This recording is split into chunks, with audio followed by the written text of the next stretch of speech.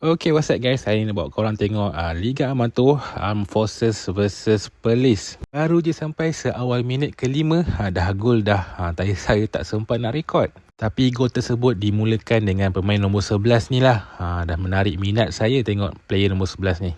Sampai defend yang jaga dia pun siap ajak borak lagi. Tamat separuh masa pertama, Armed Forces 1, Police 0. Tunggu, akhirnya minit terakhir perlawanan, Hadi Messi dimasukkan. Dan impact dia, gol kedua ATM dijaringkan.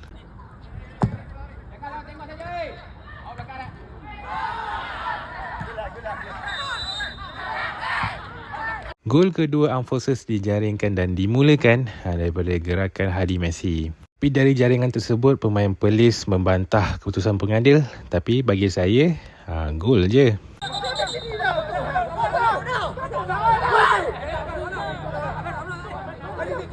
Perlawanan diteruskan dan akhirnya Armed Forces menambah jaringan daripada free kick Max Farizan.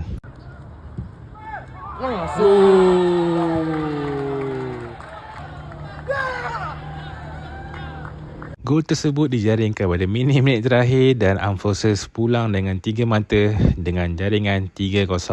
Pada perlawanan dapat juga saya bertemu dengan Hadi Messi. Player datang tengok je. Dah tengok je? Tapi gol tadi saya nampak ni. Ya. Apa isu dia? Dia cakap bola dah out. Yang tanduk tu. Kalau bola dah out macam mana boleh masuk? Betul? Okey bang, sekejap Okey, boleh. Kita datang Boleh. Ya. Okay guys, kalau korang nak layan game macam ni juga, boleh datang Stadium Mindef, masuk percuma.